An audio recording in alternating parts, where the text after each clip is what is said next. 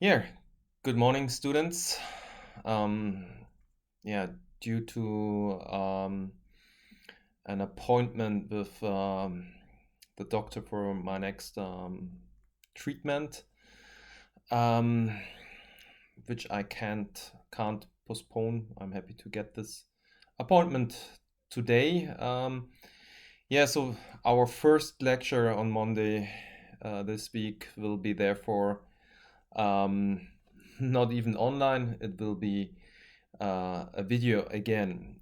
But it's okay because we have still two things opened when it comes to our universal joint here, what we see on the screen, because we still want um, to prepare an assembly drawing. And how we can do that, I will show you in this video.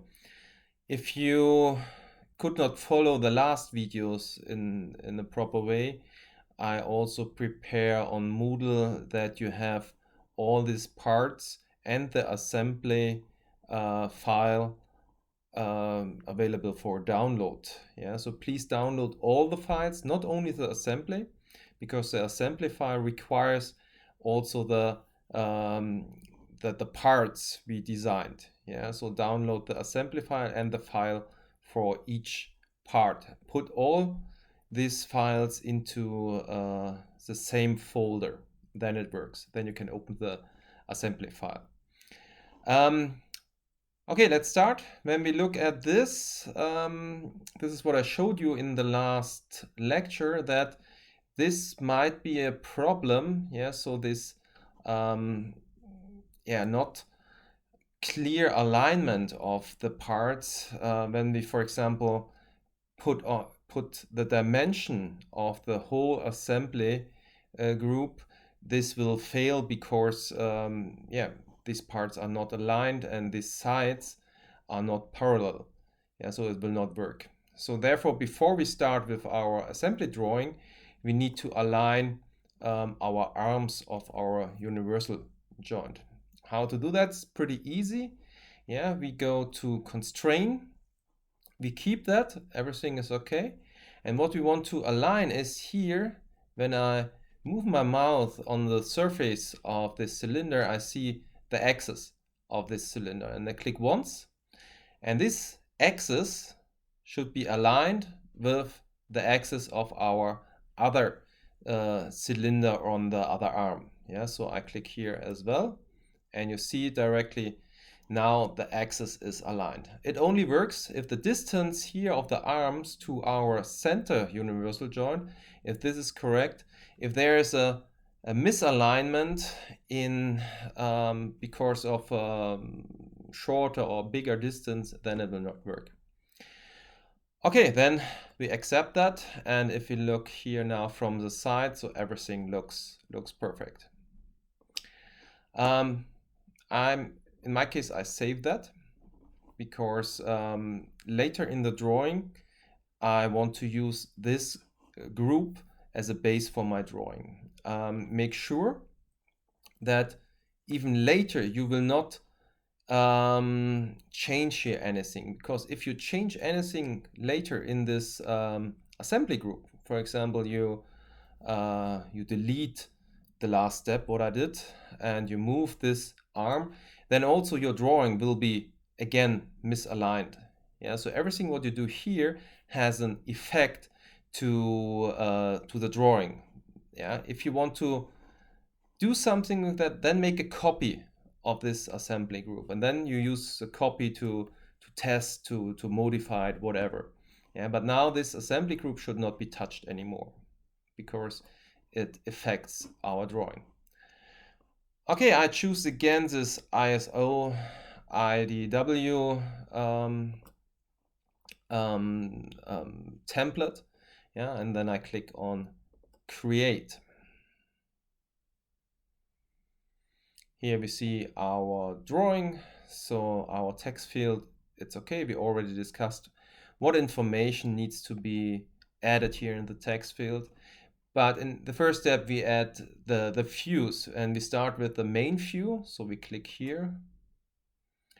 And due to the fact that this assembly group is already opened in Inventor, I don't need to select here with this folder the part.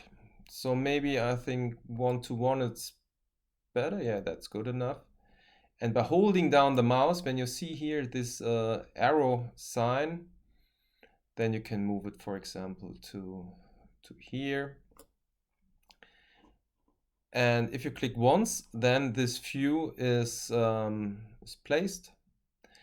And then you see here a green frame, and this is the second view. And for us, it's okay. And you can add furthers, but for me, it's okay. Now we can, or we need to click the right mouse button and select OK. As I said, we need the main size, or we need to place a dimension for the main size of our assembly group. How to do that? We click here to add remarks, and we see here dimension or measure.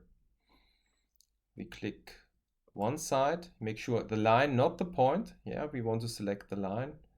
And then next click here is on the other line. And then find a place.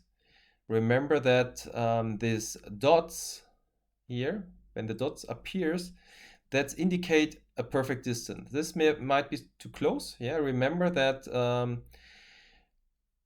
10 millimeter from the body, body lines, we need a distance at least of 10 millimeters, yeah, minimum.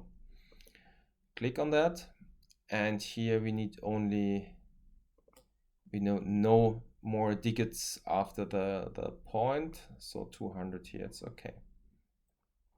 And also from this side, click once to this line and to the other line, find a place, and you see now, yeah, you have the same height like in the other view. That's okay. I click to select this place for the dimension, and here 1 digit is good enough. So these are the main the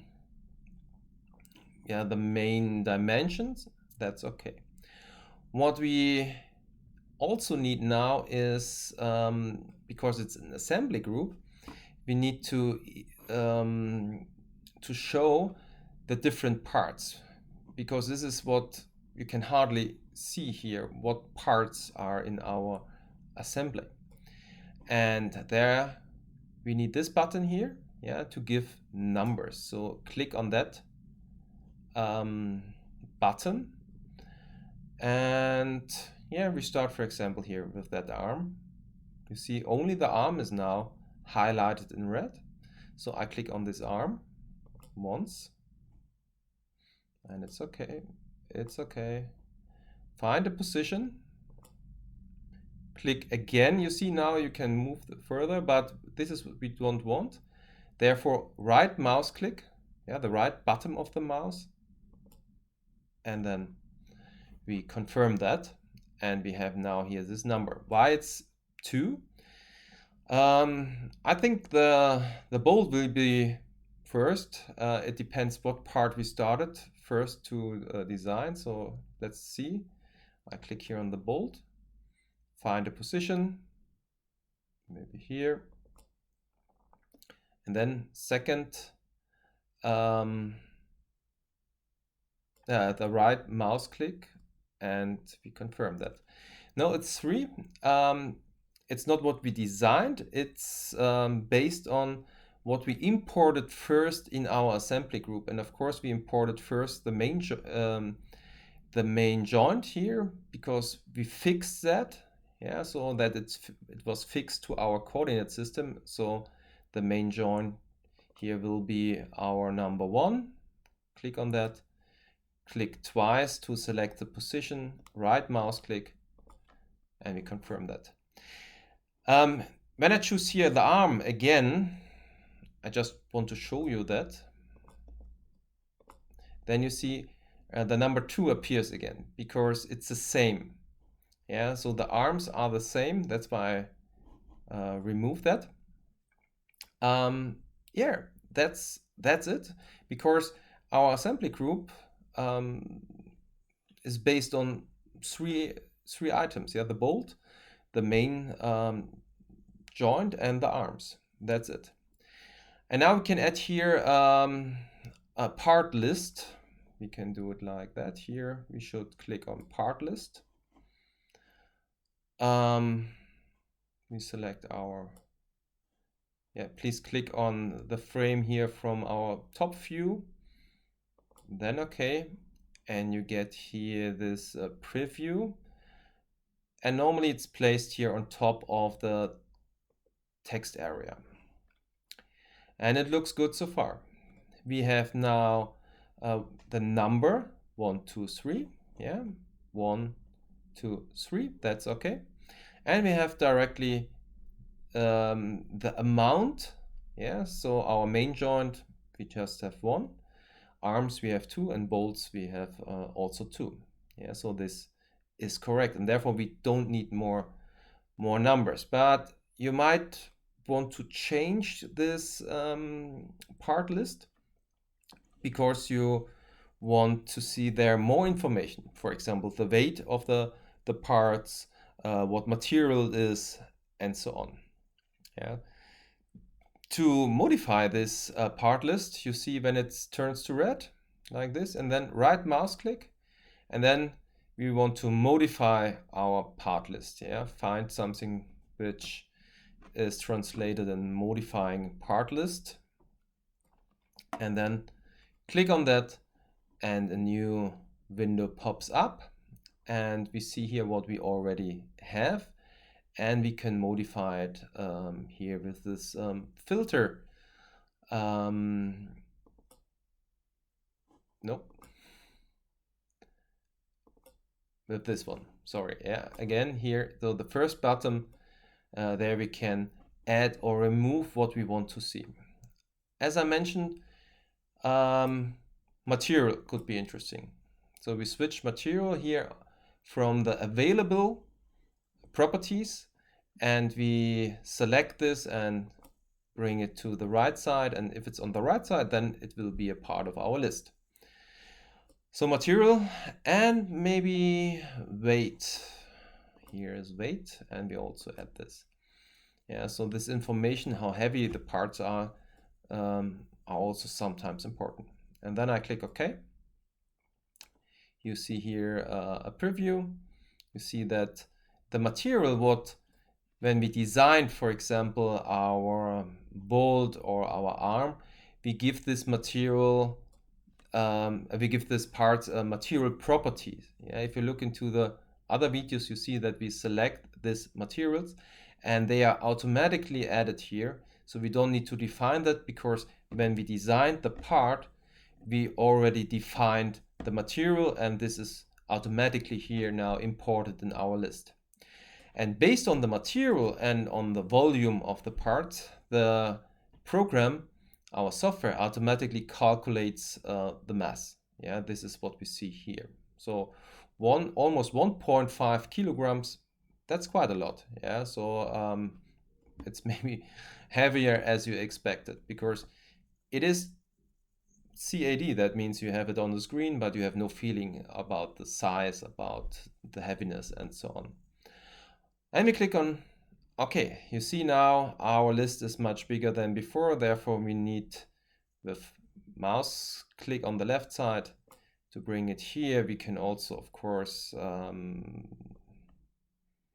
make it a little bit smaller, that it fits to our text file. Yeah, so description maybe we could take out also and add other important information.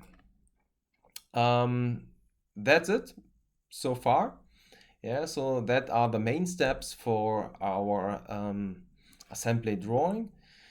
In the next video, I will show you how we can create an explosion drawing, and to create a small video where we see how our assembly group is assembled. Yeah, so don't forget to save it. Yeah, universal joint drawing, it's okay for me. Okay, that's it. So looking forward in the next video to show you how to make an explosion drawing. Thank you and see you.